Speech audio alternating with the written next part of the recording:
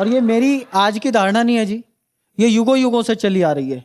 वो शैलेश भैया, एडम ने ईव से पूछा, एडम एंड ईव यानी आदम और हव्वा, दुनिया का पहला पुरुष और पहली महिला।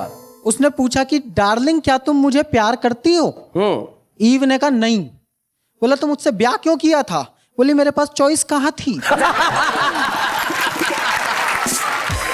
कॉमेडी के वीडियोस देखने के लिए हमारे चैनल को लाइक और सब्सक्राइब करें।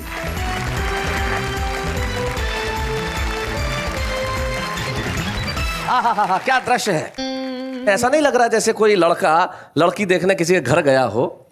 मान लीजिए चिराग जैन ये लड़की देखने किसी के घर गया, मम्मी पापा दोनों साथ में हैं और साथ में अपने फूफा जी को भी लाए हैं और लड़कियां तैयार हैं। अब देखते हैं कि ये लड़की पसंद आती है कि नहीं परिवार को। एक मिनट, हाँ। लड़की को भी तो परिवार पसंद आना चाहिए। ये परिवार पसंद नहीं आएगा। ऐसा परिवार कहाँ होगा देश में जहां पे फूफा हंसी के मामले में दुनिया का बादशाह है, बवंडर नाम का ससुर है, किरण दुबे नाम की सास है जो मीठा मीठा गाती है और चिराग जैन नाम का लड़का है जो अभी से हाथ से कविताएं कर रहा है। ऐसा परिवार कहीं मिलेगा? जरा तालियां बजाइए इस परिवार के। क्या बात है। आपको लड़की पसंद आए कि नहीं आए, लेकिन आपको हमारा एक काम करना पड़ेगा भाई। हमारे खास मेहमान हमारे बीच में हैं, उन्हें खुश करना बड़ा जरूरी है, तभी ये रिश्ता तय हो पाएगा। उनका नाम है चमन लाल उखड़ा। जरा तालियां बजाइए चमन लाल उखड़ा जी। आइए।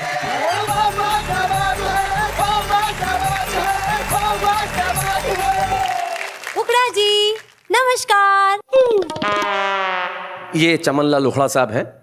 इनके परिवार में इनकी मर्जी के बिना कोई भी रिश्ता नहीं होता है और उखड़ा साहब जब से पैदा हुए हैं उखड़ा जी के जीवन में मुस्कुराहट नहीं है।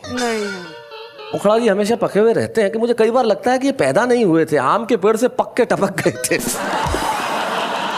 हमने देश के 4 बड़े कवियों को इसलिए बुलाया कि अगर आप इनके चेहरे पे मुस्कुराहट ला सके तो शायद आज ये रिश्ते की बात तय हो पाए। उखड़ा जी आप जरा यहाँ तशरीफ रखें। पता है मेरे उखड़ा जी के मुखड़े पे कभी स्माइल देखी ही नहीं है मैंने। आज कोशिश करते। जन्म से ही ऐसे हैं, ट्रेनिंग जन्म से ऐसे ये जन्म से ही ऐसे। शोक सभा में बड़े व्यस्त रहते होंगे। नहीं, ये तो इनको ये जहाँ जाते हैं वहाँ शोक सभा हो जाती है, व्यस्त रहने की जरूरत नहीं है।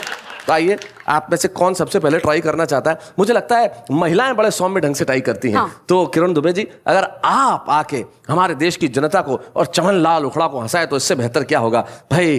किरण दुबे के लिए तालियां बजाइए।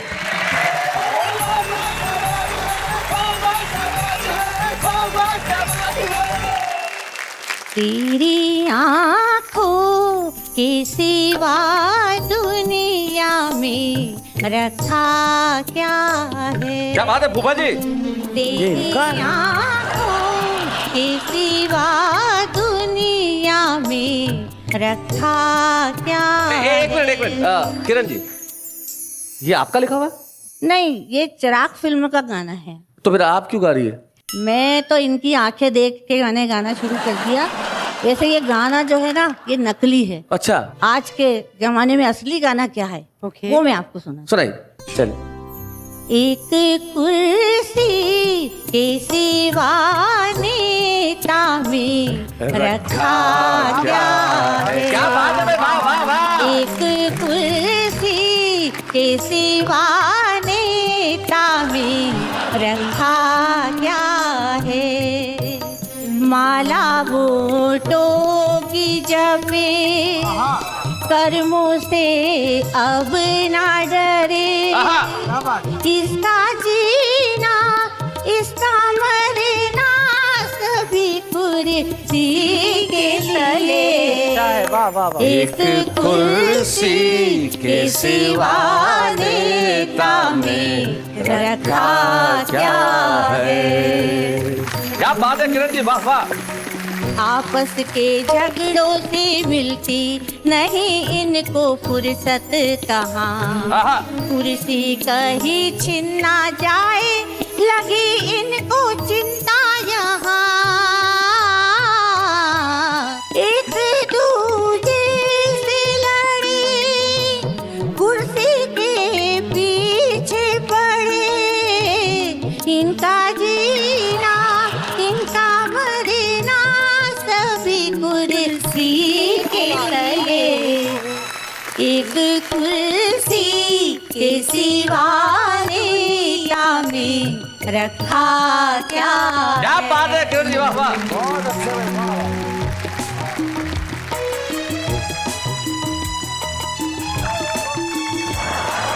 पल पल में दल को बदलने की इनकी तो आदत बुरी, किसको गिराए और किसको उठाए ये फितरत बुरी।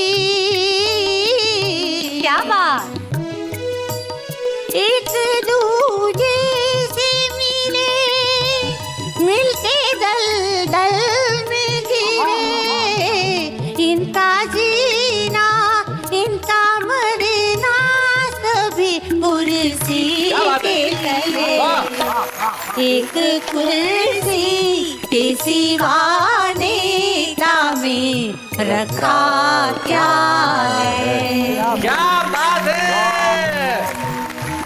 बहुत अच्छा, बहुत अच्छा, बहुत अच्छा, बहुत अच्छा, बहुत अच्छा। किरण जी, सबसे पहली बात तो ये कि मैं आपको इस चीज के लिए विशेष धन्यवाद देना चाहूंगा कि आपने यहाँ स्टूडियो में हम सबको हंसाया ये कह के कि एक कुर्सी के सिवा नेता में रखा क्या है, लेकिन इस कुर्सी में जो रखा है वो नहीं हंसा, अफसोस। उखड़ा जी के जीवन में मुस्कुराहट नहीं।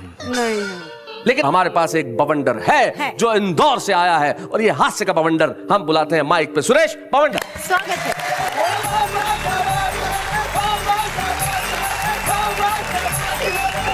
एक रचना पिछले दिनों हमारे देश में एक प्रोग्राम चल रहा था, प्रौढ़ शिक्षा, यानी कि जो हमारे एल्डरली एज के लोग हैं, जो बचपन में स्कूल में नहीं पढ़े, जो 50-60 साल के हो गए हैं, उन्हें पढ़ाने के लिए सरकार ने कार्यक्रम शुरू किया जिसे कहते हैं प्रौढ़ शिक्षा कार्यक्रम, जिसमें आप एडमिशन ले सकती हैं। ओके। कि सरकार ने जैसे ही प्रौढ़ शिक्षा का अभियान चलाया, ये खबर सुनते ही बुड्ढों का बचपन लौट आया। अच्छा, गांव गांव शहर शहर स्कूल खोले, हम नहीं पढ़ेंगे, कुछ शरारती बुड्ढे बोले। शरारती बुड्ढे। तभी शिक्षा अधिकारी बोला, तुम्हें क्या, तुम्हारे बाप को पढ़ाया जाएगा और संपूर्ण राष्ट्र को साक्षर बनाया जाएगा। अरे निरक्षर ही ये दुनिया छोड़ जाओगे तो क्या ऊपर भी जाके अंगूठा लगाओगे? इसलिए कल से गांव में एक पाठशाला खोली जाएगी और सबको पढ़ाने शहर से एक मैडम आएगी। ओहो, मैडम आएगी। मैडम का सुनते ही बुड्ढों की धड़कनें बढ़ने लगी और एक चालू किस्म के बुड्ढे की दाईं आंख फड़कने लगी। अरुण जैमिनी, ध्यान से सुनो। मुस्कुराते हुए पड़ोसी बुड्ढे से बोला, यार बड़ा मजा आएगा जब मैडम पढ़ाएगी, बचपन तो बचपन, हमारी जवानी भी लौट आएगी। सारे बुड्ढे हसीन सपनों में खो जाने लगे और सबको माधुरी के सपने आने लगे। ओए तो सज सवर के 60 साल का ये बालक पढ़ने को चला। बालक, उसका ये उतावलापन अम्मा जी को खला। पड़ोसन से बोली, देखो इस बुड्ढे की चाल में क्या बागपन छाया है और पढ़ना जरूरी है, इसे 60 साल में समझ आया। भाई बहुत बढ़िया बवंडर जी, क्या बात है। तभी पड़ोसन बोली, हाँ बहन, रामू का बप्पा भी बैरंग स्कूल गया है और बोलेगा क्या खाक, 32 ही तो घर भूल गया। सारे बुड्ढे बैठे थे क्लास में लिए आशा, तभी छा गई निराशा। शिक्षा अधिकारी बोला कि मैडम नहीं आएगी। बुड्ढे बोले, हाय अब हमें कौन पढ़ाएगी? शिक्षा अधिकारी बोला, इस समस्या का समाधान किया जाएगा, फिलहाल तुम्हें नत्थू सरपंच पढ़ाएगा। नत्थू सरपंच। नत्थू सरपंच का नाम सुनते ही बुड्ढे बिचकने लगे, कुछ बुड्ढे सकरी गली से खिसकने लगे। तभी नत्थू सरपंच ने एक अखंड भारत के फटे पुराने नक्शे पे छड़ी रखते हुए एक इंटेलिजेंट बुड्ढे से पूछा, बताओ ये पंजाब है कि सिंध है? वह बोला, सर मैं कैसे बताऊं, मुझे तो मोतियाबिंद। क्या बात है। नत्थू सरपंच ने पूछा, अच्छा बाबा ये तो बताओ कि स्त्री में छोटी ई की मात्रा लगेगी या बड़ी ई की? वह बोला, सर सीधी सी बात है, यदि स्त्री छोटी होगी तो छोटी ई की लगेगी, नहीं तो बड़ी होगी तो बड़ी ई की लगेगी। नत्थू सरपंच बोला, तुम्हें क्लास से भगा दूंगा, तुम्हारे माथे से साक्षरता की लाइन मिटा दूंगा। बुड्ढे बोले, हमें क्लास से भगा दोगे, हमारे माथे से साक्षरता की लाइन मिटा दोगे और हम क्लास से भाग जाएंगे तो तुम्हारे प्रौढ़ शिक्षा के प्रोग्राम धरे रह जाएंगे। ये कह के बुड्ढे सटक लिए। नत्थू सरपंच ने हाथ पैर पटक लिए। तभी चाय लेके 10 साल का बालक आया। वह बोला, सर मुझे पढ़ा दीजिए, बदले में भले ही आप चाय के पैसे मत दीजिए। नत्थू सरपंच बोला, बेटा इस क्लास में केवल बुड्ढों को पढ़ाया जाएगा, 13 नंबर तो 50 साल बाद आएगा। क्या बात है भाई, वाह वाह वाह, बहुत बढ़िया।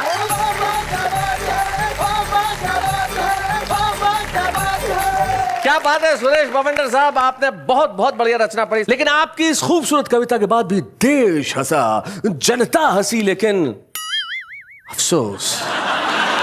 एक बाप अपनी बेटी को लेकर रेलवे स्टेशन गया, बेटी उसे छोड़ने आई थी। बाप गले मिलके बेटी को बड़ा उसको कह रहा था कि नहीं नहीं बेटा चिंता मत करना, मैं जल्दी वापस लौट आऊंगा। उसका माथा चूम रहा था तो एक जवान लड़का उसने कहा अंकल जी ट्रेन निकल जाएगी, आप ट्रेन पकड़ो, ये काम मैं कर लूंगा। तो जीवन में जब जवान इतने इंटेलिजेंट होने लगे तब मुझे लगता है कि चिराग जैन यहाँ आके शायद आपको तो हंसाएंगे ही, उखड़ा जी के चेहरे पे भी मुस्कुराहट लेके आए। चिराग जैन जोरदार तालियों के साथ। भाई लड़की तुझे ही पसंद करनी है तो थोड़ा ढंग से, हाँ, और उखड़ा साहब भी। या नॉट मी, हिम फर्स्ट। मैं ऑलरेडी इन सब चोचलों में काफी लेट हो चुका हूँ। अच्छा अच्छा अच्छा। दरअसल शादी और मोबाइल के मामले में आदमी की एक सी धारणा होती है कि जितना देरी से करेगा उतना लेटेस्ट मॉडल मिलेगा। और ये मेरी आज की धारणा नहीं है जी, ये युगों युगों से चली आ रही है। वो शैलेश भैया, एडम ने ईव से पूछा, एडम एंड ईव यानी आदम और हव्वा, दुनिया का पहला पुरुष और पहली महिला। उसने पूछा कि डार्लिंग क्या तुम मुझे प्यार करती हो? ईव ने कहा नहीं। बोला तो मुझसे ब्याह क्यों किया था?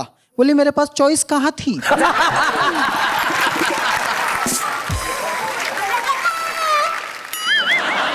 मैं भाई साहब को एक बार फिर से प्रणाम कर देता। तुम अपना काम करो।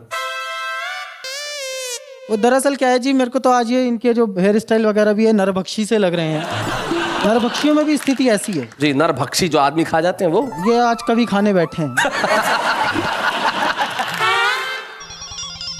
नरभक्षियों की स्थिति ऐसी है, वो एक नरभक्षी अपने बेटे के साथ शिकार पे गया। अच्छा। तो सामने से एक पतली दुबली सी लड़की आ रही थी, तो बेटे ने कहा पापा इसे खा लें? बोले नहीं बेटा, इससे पेट नहीं भरेगा। अच्छा। कुछ है तो है नहीं इसमें।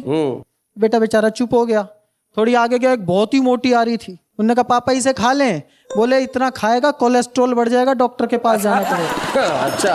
और आगे गए, नेहा जी जैसी कोई आ रही थी। अच्छा। नेहा जी जैसी आ रही थी तो बेटे ने कहा पापा इसे तो खा लें? बोले बेटा आज इसे घर लेके चलेंगे, तेरी मम्मी को खाएंगे।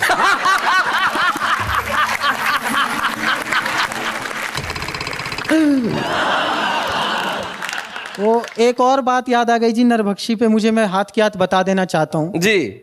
आज एक नरभक्षी ने अपनी बीवी से शाम को पूछा डार्लिंग आज डिनर में क्या बनाया है? बोली आलू गोभी। अच्छा। बोले और कल क्या बनाओगे? बोले ये नहीं हंसा तो आलू चमन लाल।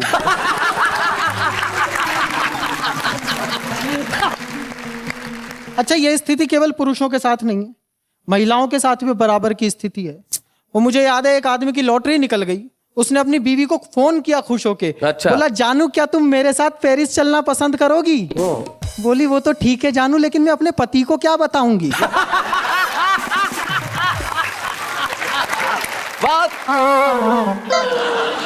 दरअसल क्या होता है नेहा जी, जब लड़का लड़की ढूंढ रहा होता है, बहुत दिनों तक लड़की ढंग की नहीं मिलती तो कुछ कम्मो मिल जाती हैं। हर आदमी की जिंदगी में ऐसी कुछ कम्मो होती हैं जी जी। शादी के बाद जब वो कम्मो मार्केट में बीवी के साथ मिल जाए, हाँ, मतलब आपके साथ बीवी और सामने कम्मो आ जाए, उस स्थिति पर मेरा एक गीत है शैलेश भैया। सुनाइए। कम्मो मिल गई बीच बाजार, बीवी लड़ने को तैयार। कम्मो मिल गई बीच बाजार, बीवी लड़ने को तैयार। बीवी लड़ने को तैयार, बीवी लड़ने को तैयार। कम्मो मिल गई बीच बाजार, बीवी लड़ने को तैयार। ऐसी मिली घड़ी भर कम्मो खड़ी हो गई थाट। बीवी मुंह फेरे लेटी है, घर के रहे न घाट। हम पे पड़ी तू तरफा मार, कम्मो मिल गई बीच बाजार। कम्मो मिल गई बीच बाजार, बीवी लड़ने को तैयार। कम्मो मिल गई बीच बाजार, बीवी लड़ने को तैयार। लड़ने को तैयार, बीवी लड़ने को तैयार। कम्मो ने मुस्का कर देखा, बीवी बीवी हो गई ढोल। 4 दिनों से बोल रही ना मुंह से मीठो बोल। कम्मो ही बढ़िया थी यार, बीवी लड़ने को तैयार। कम्मो ही बढ़िया थी यार, बीवी लड़ने को तैयार। कम्मो मिल गई बीच बाजार, बीवी लड़ने को तैयार। हाल चाल तक पूछ न पाए, मुफ्त हुए बदनाम। कम्मो छूटी बीवी रूठी, माया मिली न राम। घर से शुरू हो गई वार, बीवी लड़ने को तैयार। कम्मो मिल गई बीच बाजार, बीवी लड़ने को तैयार।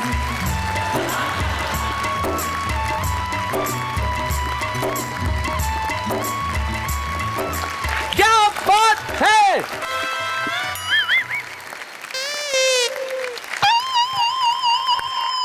भाई वाह वाह वाह चिराग, क्या बात है, बहुत बढ़िया। जब दुश्मन देश छोटी छोटी मिसाइलों से अगर न मरे तो परमाणु बम लेके आना चाहिए। और हमारे पास हास्य का एक परमाणु बम है जो हरियाणा से आता है और नाम उनका अरुण जैमिनी है। जरा जोरदार था अरुण जैमिनी।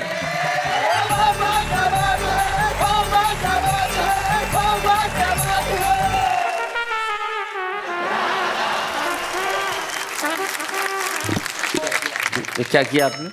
ये गेंडा कहाँ से लाए हो आप?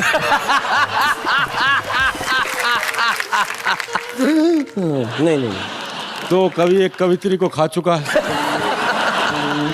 हाँ नेहा जी, आहा क्या आपने क्या बोला था मेरे को बुलाने से पहले? I appreciated you know. बस ये अंग्रेजी की दिक्कत है हरियाणा के आदमी के साथ। हरियाणा का आदमी तो अंग्रेजी बोलता है तो उसका भी हरियाणवीकरण कर देता है। अच्छा, वो अंग्रेजी बोलेगा तो ऐसे ही बोलेगा, बोले हाउ डू डू रहे। वो एक ने एक से कहा, बोले हाउ डू डू रहे। दूसरा बोला फाइन सू। फाइन सू। एक बोला बड़ी भारीनेस सी फील कर रहा हूँ। भारीनेस? बोले भाई ये भारीनेस क्या होती है? बोला हैवीपन। हैवीपन। हमारी अंग्रेजी ऐसी है, जो बस में एक लड़का खड़ा था, एक लड़की चढ़ी तो लड़की का पैर लड़के के पैर पे रखा गया। अच्छा। तो लड़के का पैर दब गया तो लड़की बोली सॉरी, तो लड़का बोला मेंशन नॉट। अच्छा। लड़की आगे बढ़ गई, पीछे एक हरियाणा का बूढ़ा चढ़ गया, गलती से उसका पैर भी उस लड़के के पैर पे रखा गया। तो उसने लड़की की देखा देखी कह दी सॉरी। तो लड़का बोला तमीज नहीं, आप देख के नहीं चल सकते, सारा जूता खराब कर दिया, पैंट खराब कर दी, चलने की तमीज नहीं आपको? तो हरियाणा का बूढ़ा बोला क्यों भाई, मेरी सॉरी की स्पेलिंग गलत थी। बहुत अच्छे। अच्छा है। वो बस स्टैंड पे बहुत सारी महिलाएं खड़ी थी, एक बूढ़ा खड़ा था, बस आकर रुकी तो कंडक्टर ने सारी महिलाएं तो चढ़ा ली। अच्छा। जैसे ही बूढ़े का नंबर आया हाथ अड़ा दिया, बोला नो मोर। है बोले सारी मोर नहीं है तो चढ़ा ली। अच्छा, मेरा नंबर आया तो नो मोर। बहुत अच्छे। तो हमारी अंग्रेजी ऐसी है जी। दरअसल क्या है, वो एक बच्चा आया रिपोर्ट कार्ड लेके, हाँ, बड़ा मायूस सा। बाप ने पूछा क्या हुआ? बोले स्कूल से रिपोर्ट कार्ड लाया हूं, फेल हो गया। बोले क्यों चिंता कर रहा है, रिपोर्ट कार्ड ही तो है, कौन सी डीएनए रिपोर्ट है। तो हमारी अंग्रेजी ऐसी है। दरअसल क्या है, हमारे यहाँ तो पढ़े नहीं पढ़े वो बराबर ही है मामला, और नहीं पढ़े तो भी कम नहीं है वो। अच्छा। वो एक तो कभी स्कूल गया ही नहीं, उसका काम था दिन भर गाय भैंस का गोबर इकट्ठा करना और छत पे उपले थापना गोद से। जी, उपले उपले समझते हो ना? हाँ। जब गोबर सुखाते हैं उसका ईंधन बनता है जो चूल्हे में डालते हैं, उससे ग्रामीण भाषा में उपले कहा जाता है। ओके। और ग्रामीण में गोद से कहा जाए जी। गोबर। गोबर तो ये बैठा है। आप हंसाने की जगह गुस्सा कर देंगे। क्या करूं भैया, अब जाकर अगला हंस नहीं रहा तो मैं क्या करूं बताओ। ये गोबर ईंधन बनकर तुम में आग भी लगा सकता है। आगे हाँ। बोलो। उसका काम था दिन भर गाय भैंस का गोबर इकट्ठा करना, छत पे उपले थापना। हाँ। बड़ा हुआ तो लड़की वाले रिश्ते के लिए आए, तो लड़की के बाप ने लड़के के बाप से एक सामान्य सा सवाल कर दिया। बोले जी लड़का कितना पढ़ा लिखा है? बोले तुम पढ़े लिखे की बात कर रहे हो, उसके ऑटोग्राफ छत पे सूख रहे हैं। ऑटोग्राफ। एक कविता आपको सुनाता हूँ जी। एक दिन मैंने अखबार में पढ़ा कि जेल में मिलती हैं सुविधाएं आलीशान। अच्छा। देखने को रंगीन टीवी, पढ़ने को पत्र पत्रिकाएं और खाने को मिलते हैं एक से एक बढ़िया पकवान। ये पढ़कर मुझ बेरोजगार को लगा कि यहां तो मिलती है 5 स्टार सुविधाएं। अच्छा। नौकरी ढूंढने से तो अच्छा है किसी तरह जेल ही चला जाए। अब मुझे दिन में रात में गर्मी सर्दी बरसात में कश्मीर की वादियों की जगह जेल के हसीन रंगीन दिलकश सपने आने लगे। ओहो, जेल के सपने। रोज रोज लुभाने लगे। मेरी आत्मा मुझे बार बार कचोटती, मूर्ख, कवि सम्मेलन में चला जाता है इससे तो जेल क्यों नहीं हुआ था? बहुत अच्छे। जेल जाने की धुन में मैं इस कदर बीमार पड़ गया, मलेरिया की जगह जलेरिया में जकड़ गया। जलेरिया में बहुत अच्छे। इस अवस्था में मैं घर पर भी कैदियों वाले कपड़े पहनने लगा। अच्छा। और घर की खिड़की के सीखचों पर बैठने लगा। अच्छा। जब भी कोई मेहमान मिलने आया, मुझे ऐसा लगा जैसे जेल में को मिलाई करने आया। जब बात हद से आगे बढ़ गई तो मेरे पैरों की जोड़ी तिहाड़ जेल की ओर बढ़ गई। अच्छा। मैंने वहां देखा एक कैदी रिवॉल्विंग चेयर पर बैठा रसमलाई खा रहा था और एक पुलिस वाला उसके पांव दबा रहा था। क्या बात है, बहुत बढ़िया। और साथ साथ गिड़गिड़ा रहा था, भाग जा मेरे बाप, कब तक हमारी छाती पर मूंग दलेगा? 40 किलो से 80 किलो का तो हो गया, और कितना पलेगा? कैदी मुस्कुराया, बोला ज्यादा मत बड़बड़ाओ, जाओ हमारे लिए एक जोड़ा पान लेकर आओ। अच्छा। सिपाही के जाते ही मैंने कैदी को दंडवत प्रणाम किया और कहा, हे महान आत्मा, मेरा मार्गदर्शन कीजिए, मेरी जेल जाने की हार्दिक इच्छा है, इन चरणों में जगह दी, कोई उपाय बताइए, किसी भी तरह से सही मुझे जेल ले आइए। कैदी पिंगला, तो जेल में आएगा, मिठाइयां और पकवान खाएगा, ऐसा कर किसी की टांग तोड़ दे। अच्छा। या कोई लड़की छेड़ दे। हाँ। ये ब्रह्म वाक्य लेकर मैं वापस घर आया। एक दिन मैंने एक आवारा लड़के की टांग तोड़ दी। हाँ, अब जेल जाना पक्का। और घर पर आकर करने लगा इंतजार कि पुलिस वाले अब आएं। लेकिन थोड़ी देर बाद ही मोहल्ला सुधार समिति के कुछ सदस्य आए। अच्छा। बोले, आपने उस आवारा की टांग तोड़ी, धन्यवाद। अच्छा। हम सार्वजनिक रूप से आपका अभिनंदन करना चाहते हैं। हाँ। और इस पुण्य कार्य के लिए आपकी प्रशंसा करना चाहते हैं। बहुत अच्छे। अभिनंदन के एक हफ्ते बाद वही आवारा लड़का मेरे घर आया। अच्छा। और मिठाई का डिब्बा मेरे हाथ में थमाया। बोले, आपसे मिलकर तो मेरी जिंदगी बदल गई, आपने उस दिन टांग तोड़कर मुझे विकलांग किया और इस चक्कर में मुझे नौकरी मिल गई। वाह वाह वाह वाह, बहुत बढ़िया। मैंने सोचा अब अगला उपाय क्या जाए, बस में किसी लड़की को ही छेड़ दिया जाए। बस में लड़की को छेड़ दिया जाए। तो बस में घुसते ही मैंने एक सुंदर कन्या की तरफ आंख चलाई। वो कुछ नहीं बोली तो हमने उसकी उंगली दबाई। लेकिन वो तो कमाल थी, उसने अपनी उंगली नहीं हटाई। अच्छा। उंगली से हम थोड़ा और आगे बढ़े तो 2 पुलिस वाले हमारे सिर पर आ चढ़े। बोले, शर्म नहीं आती, सरेआम लड़की को छेड़ते हो, अपनी उंगली उसकी उंगली से भेड़ते हो। तभी तीसरे पुलिस वाले ने टोका, अबे रहने दे, सस्पेंड कर देगा दरोगा, सरेआम लड़की छेड़ रहा है, जरूर किसी बड़े बाप का बेटा होगा। वाह वाह वाह वाह, बहुत बढ़िया। पहला बोला, नौकरी गई भाड़ में, ये बड़े बाप के बेटे ऐसा ही करते हैं शराफत की आड़ में। क्या बात है, वाह। ये बड़े बाप के बेटे ऐसा ही करते हैं शराफत की आड़ में। लड़की दरअसल छिड़ी ही नहीं थी। अच्छा। उंगली उसकी उंगली से भिड़ी नहीं थी, इसलिए वो बीच में पुलिस वाले से बोली, भाई साहब, क्यों इतने हैंडसम लड़के को बदनाम करते हैं? बहुत अच्छे। क्यों इतने हैंडसम लड़के को बदनाम करते हैं? इन्होंने तो मुझे छेड़ा ही नहीं। उस लड़की को छेड़ना मुझे और सता गया, क्योंकि शाम को ही उसका बाप घर पर रिश्ता लेके आ गया। एक दिन मैंने एक महिला का पर्स चुराया। अच्छा। और भागा भागा पुलिस स्टेशन आया। वह महिला वहीं बैठी पाई और जैसे ही उसने पर्स चोरी जाने की रिपोर्ट लिखाई, मैंने पर्स को थानेदार के आगे सरकाया और हथकड़ी लगवाने की मुद्रा में अपने हाथों को आगे बढ़ाया। पुलिस वाले ने मेरे हाथों को झड़क दिया। मुफ्त में जेल जाना चाहता है। क्या बात है भाई, वाह वाह, बहुत बढ़िया पंक्ति है। मुफ्त में जेल जाना चाहता है। इतना कहकर उसने एक फोन मिलाया और अपने साले को थाने में बुलवाया, मुझे 2 डंडे मारकर वापस भिजवा दिया और पर्स चुराने के आरोप में उस साले ने अपने साले को अंदर करवा दिया। क्या बात है, वाह। अब आप ही लोगों से कुछ उम्मीद है। इतना क्वालिफाइड अपराधी, इतना जेन्युइन अपराधी खुलेआम घूम रहा है, जेल जाने के लिए कोई सोर्स ढूंढ रहा है। अब आप ही कोई उपाय बताओ, हो सके तो कोई सोर्स भिड़वाओ और किसी भी तरह से सही मुझे आप जेल तो भिजवाओ। क्या बात है, वाह वाह। वैसे आप भी क्या उपाय बताओगे? अगर आपके पास ही कुछ उपाय होते तो आप ये कविता घर पर नहीं बल्कि जेल में रंगीन टीवी पे देख रहे होते। क्या बात है, बहुत बहुत बहुत बहुत अच्छे।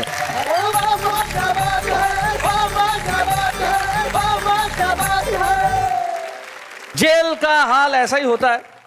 जेल में आदमी गिरफ्तार होने की मंशा, एक आदमी दौड़ा दौड़ा पुलिस स्टेशन आया, पुलिस मेरे को गिरफ्तार कर लो, मुझे गिरफ्तार कर लो, मैंने अपनी बीवी को लकड़ी से मारा। तो बोले क्या मर गई? बोले मर नहीं गई, बच गई, पीछे आ रही है, मुझे गिरफ्तार कर लो।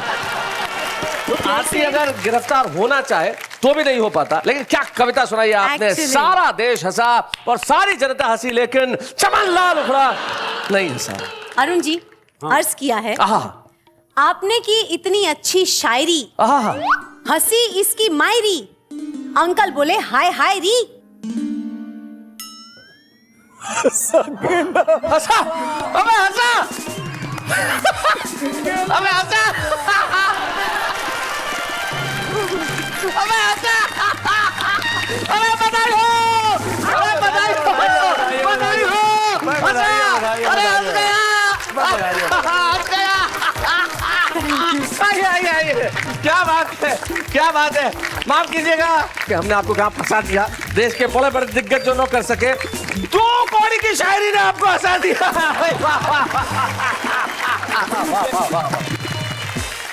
बड़ौदा की गोद से हमें ऐसे शायर को, एक ऐसे अजीम नाम को आपके समक्ष आज बुलाना चाहते हैं, जिन्होंने न केवल उर्दू में अपनी रचनाएं की, गजल कहीं, शेर कहे, बल्कि गुजराती में भी बहुत सारे शेर उन्होंने खूबसूरत कहे। जब वो यहाँ खड़े होंगे और अपने शेर पढ़ेंगे तो आप कहेंगे वाह वाह, क्या बात है। आइए हम मिलते हैं आज के हमारे विशेष मेहमान, हमारे खलील धनतेजवी साहब। स्वागत है।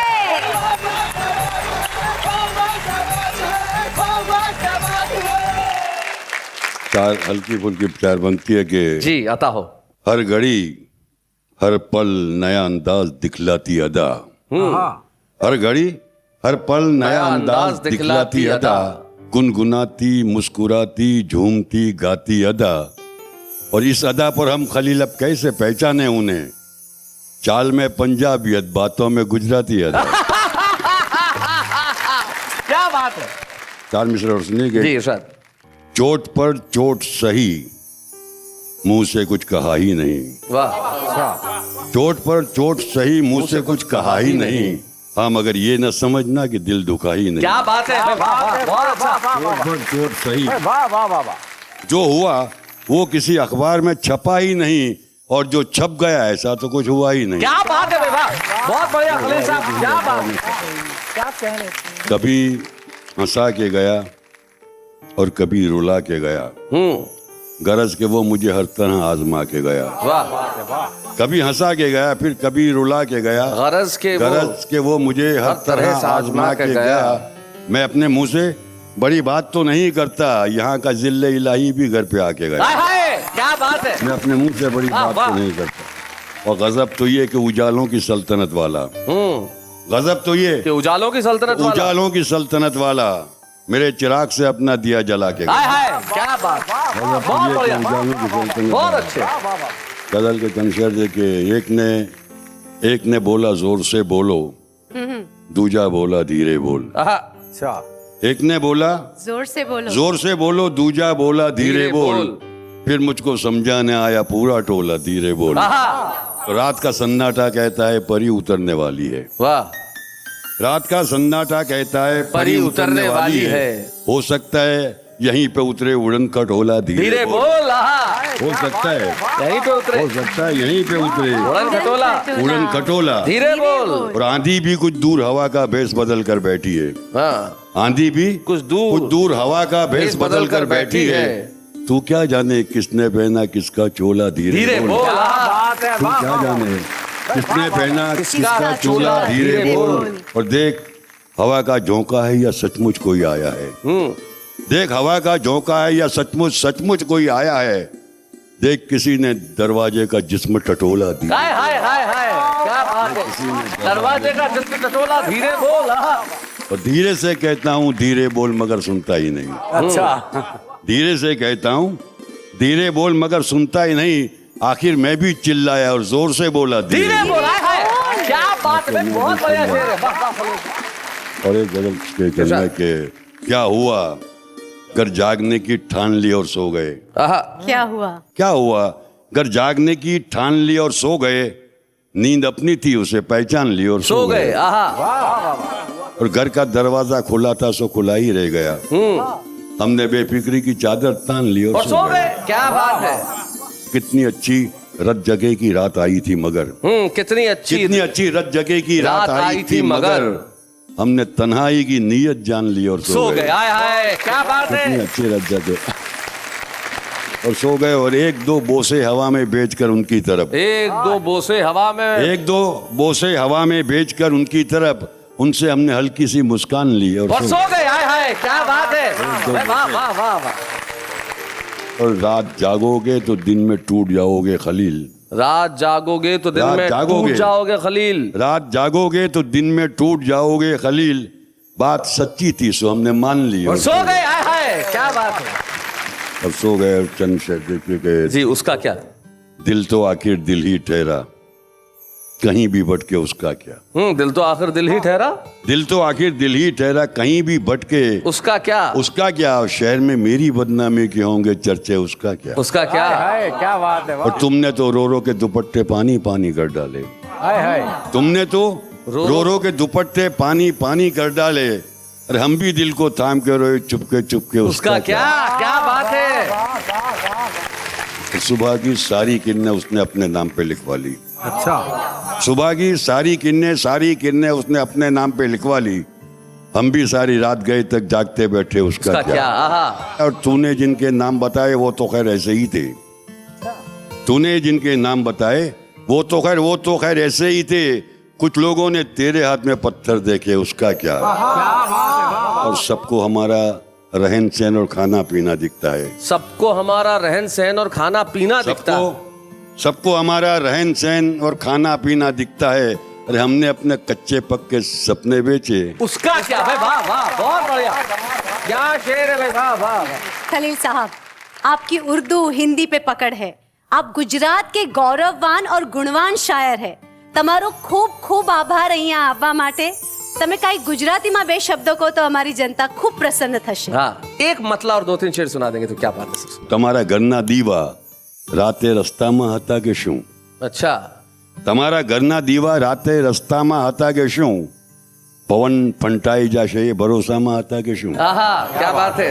અને ઘરે પહોંચો તો દરવાજાએ પૂછ્યું ક્યાંથી આવો છો। अच्छा। ઘરે પહોંચો तो દરવાજાએ પૂછ્યું ક્યાંથી આવો છો। સુગંધ આ શેની છે સાંજે બગીચામાં હતા કે શું। क्या बात है। वाह वाह बहुत बढ़िया। અને તમારા દિલના ધબકારા અજાણ્યા કેમ લાગે છે। हाँ વાહ વાહ। તમારા દિલના ધબકારા અજાણ્યા કેમ લાગે છે। તમે પણ કાલે તરણેતરના મેળામાં હતા કે શું। क्या बात है। वाह वाह वाह वाह। खलील धनतेजवी साहब बड़ौदा के एक शायर जो सिर्फ गुजरात के शायर नहीं है सारे हिंदुस्तान के शायर हैं। और यकीन मानिए जब ऐसा कोई शायर इस मंच पे आता है तो वाह वाह क्या बात है का फर्ज है कर्तव्य है कि हम उस शायर का सम्मान करें। आज मिलकर हम सम्मानित करें खलील धनतेजवी साहब को। अच्छे हैं या बूढ़े हैं नर है या नारी है हंसी देने वालों के सब ही आभारी है कविता सुनाने वाले सबको हंसाने वाले अब सबके साथ है। क्या बात है। क्या बात है। हमने हमारे वाह क्या बात है में एक नई परंपरा का आरंभ किया है जिसका नाम है शुभारंभ। तो इस परंपरा को आज आगे बढ़ाते हुए हम बुला रहे हैं दुर्गेश दुबे जी को।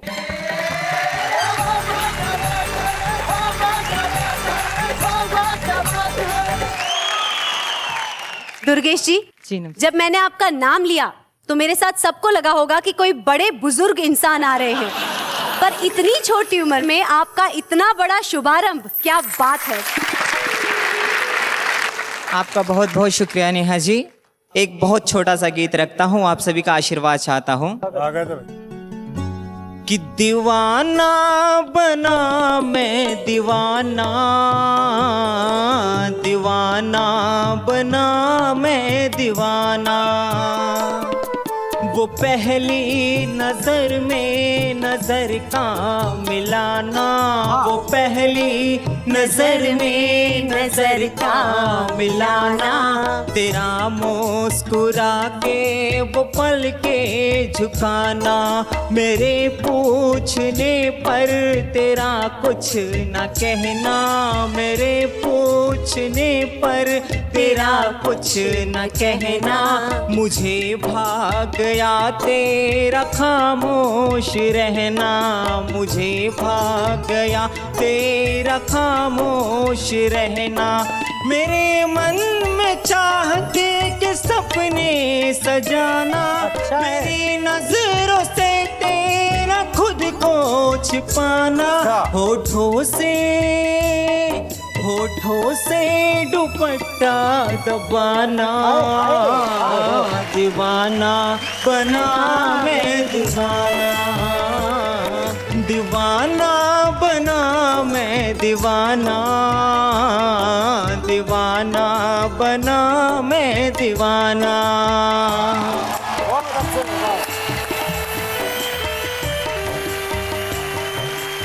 दुर्गेश जी, आप यहाँ आए, आपने अपनी कविता का शुभारंभ वाह वाह क्या बात है के मंच पे किया। Thank you so much.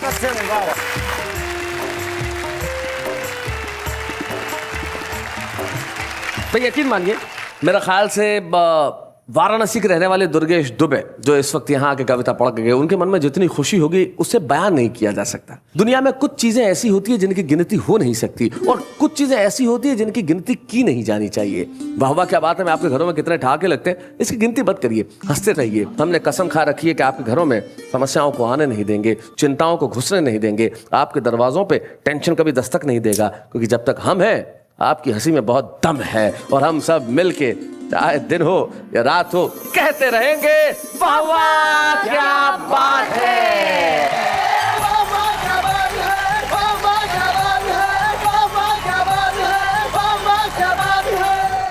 Comedy के वीडियोस देखने के लिए हमारे चैनल को लाइक और सब्सक्राइब करें।